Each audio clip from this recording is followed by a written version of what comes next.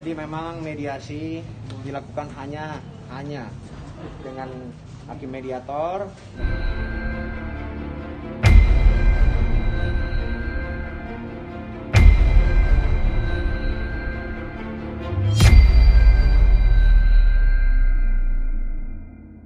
Beserta Ibu Talita dan Bapak Denis. Mediasi dinyatakan gagal, maka kita akan masuk ke dalam pokok perkara nanti tanggal 15. Untuk hal-hal yang sifatnya privat dikarenakan saya juga tidak ada hadir, monggo langsung ditanyakan ke Mbak Talitanya. Pelan-pelan aja ya. Ya,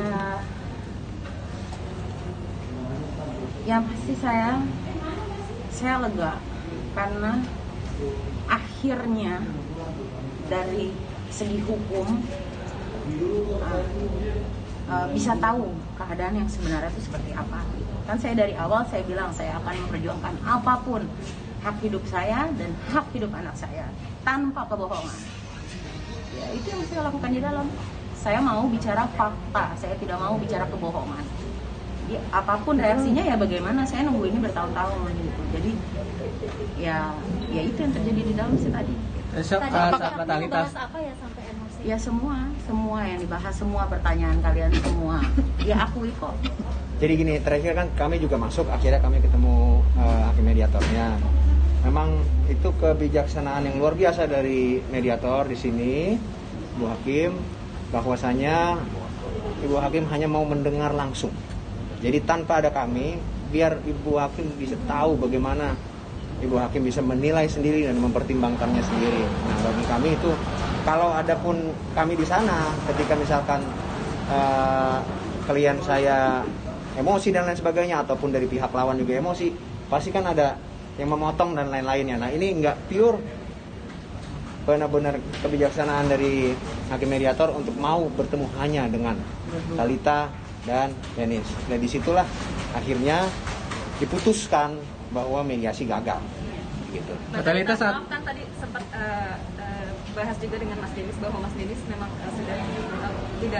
sudah lama tidak tinggal di rumah dan tinggal di apartemen. Sebenarnya dia tidak tinggal di rumah. Tempat-tempat dia tinggal itu saya tahu. Sampai di tahun 2020 yang di apartemen itu dia pindah 2 kali juga saya tahu. Setelah selesai dari 2 unit itu dia di apartemen yang mana, saya tahu juga gitu.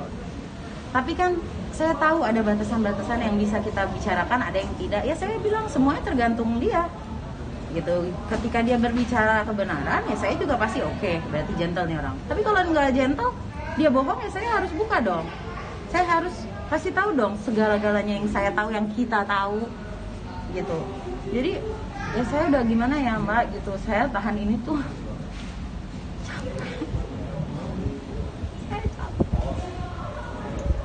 saya capek lagi dengan kebohongan.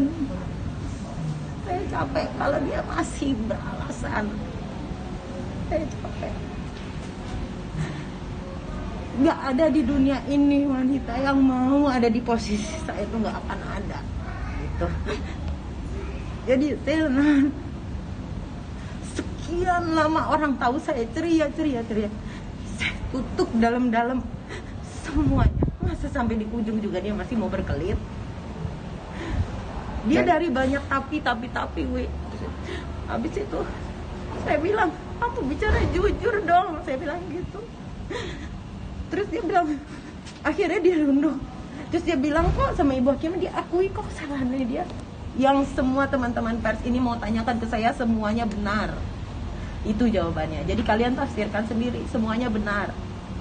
Jadi kan saya bilang gitu, saya minta keadilan, saya berdoa sama Allah, saya minta keadilan. Yang saya rasakan ini udah bentuk tidak adil di dalam kehidupan berumah tangga gitu. Jadi ya gitu, saya dikuatin nih sama abang saya sendiri, saya dikuatin sama keluarga saya. Memang kan saya bilang jangan main api sama keluarga saya, wong kita keluarga hukum kok. Ya kita lakukan semuanya sesuai hukum yang berlaku di Indonesia gitu. Jangan lagi berkelit gitu loh, salah gitu. Jangan bilang salah tapi gitu. Itu namanya orang ngaku salah tapi nggak ikhlas. Kalau kita yang korban kita disuruh ikhlas, masa yang bikin dosa nggak bisa gitu loh. Jadi tadi mungkin Ya di situ gitu puncaknya gitu. Ketika saya dengar masih berkelit-berkelit, ya saya udah nggak bisa lagi untuk nahan gitu. Oh, berarti saat Mbak Thalita menyampaikan semua halnya, beliau berkelit gitu. Awalnya berkelit, akhirnya dia mengaku. Gitu. Termasuk dugaan ada orang ketiga betul? Iya. KDRT. Iya, KDRT fisik. Kan siapa yang wawancara dari kalian pihak sana? Dia bilang nggak ada KDRT fisik. Saya lihat tuh tayangannya di mana entah. Ada itu semua. Saya bicara fakta. Tapi kan saya tahu kapan saya harus bicara, kapan tidak saya harus bicara.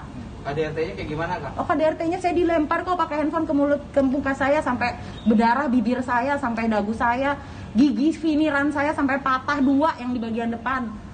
Itu jidat saya ini dijedutin sama dia, sama kepalanya dia sampai berdarah, sampai benjol. Anak saya lagi di pangku pas dia lakukan itu. Dia masih mau bilang nggak ada lagi KDRT fisik. Harus tunggu saya ngomong kayak begini dulu. Baru dia mau gitu ngaku. Ada visum Gitu. Gara-gara Itu kejadian sudah dari 2016.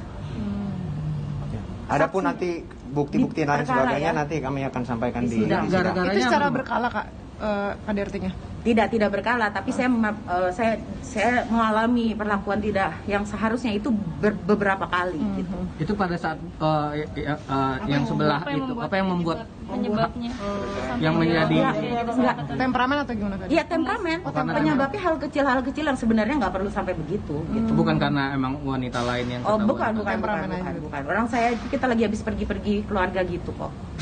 Ya, kayak gitu. Jadi kayak ya itu saya udah nantu bertahun-tahun tuh benar gitu ya. Masa saya harus ngomong, saya harus nahan lagi kasih orang pembuat dosa ini bisa bernapas lega sementara saya terengap-engap gitu. Kayak ya gimana sih gitu. Keadilan aja lah Mbak gitu Mas gitu. Saya juga mana pernah sih saya kayak gini cari-cari perhatian. Dia iya kali cari-cari perhatian. Saya mah enggak.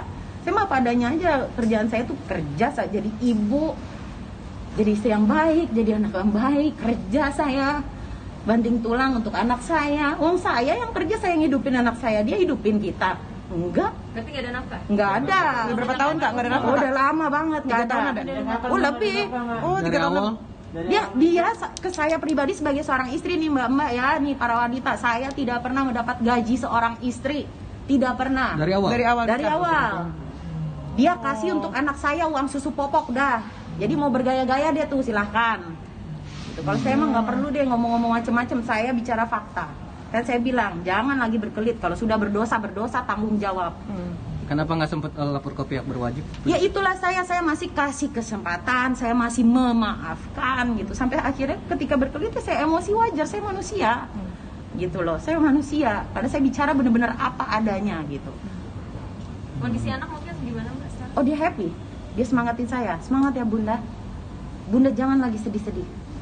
Bunda jangan takut. Berarti Rafaela tahu kelakuan ayahnya seperti itu? Oh di depan mata dia Mbak, saya lagi mangku di dalam mobil. Semua Itu pada- kejadian itu di depan anaknya. Pada saat Menurut kejadian klien anak saya. seperti apa? Oh. Nangis, Oh, nggak nangis, dia bingung melihat aku, dia pelukin aku. sempat marah sama ayahnya. Ya dia juga takut sama ayahnya gitu. Tapi saya sebagai ibu saya tidak pernah menjelekkan ayahnya kepada anak saya. Saya bilang apapun buruknya dia tetap ayah kamu Rafaelo. Kamu harus respect sama dia. Sakit saya bicara seperti itu. Saya yang ibunya diinjak-injak harga diri saya. Tapi happy-nya sama orang lain. Yang susahnya gua. Ya Mas, kira-kira rekan-rekan media Boleh kurang lalu, lebih kan itu kan kita sudah bicarakan semua seperti itu. Nah jadi ya mohon maaf tadi Mbak Thalita juga udah sampaikan semuanya lugas dengan lantang dan sesuai dengan apa yang dia rasakan dialami. Adapun halnya nanti akan kami ajukan sebagai bukti dan lain sebagainya, nanti kami lakukan itu di persidangan. Kira-kira demikian. Hah? Nah, tanggal 15 itu masuk ke dalam pokok perkara. Ya. Rekan media sekali lagi terima kasih. Makasih ya. Terima kasih ya. Apa? Oh ya Mbak Thalita juga. Mbak Thalita juga. Siap, Kita siap. hadir. Ya. Ya, makasih. Sekali lagi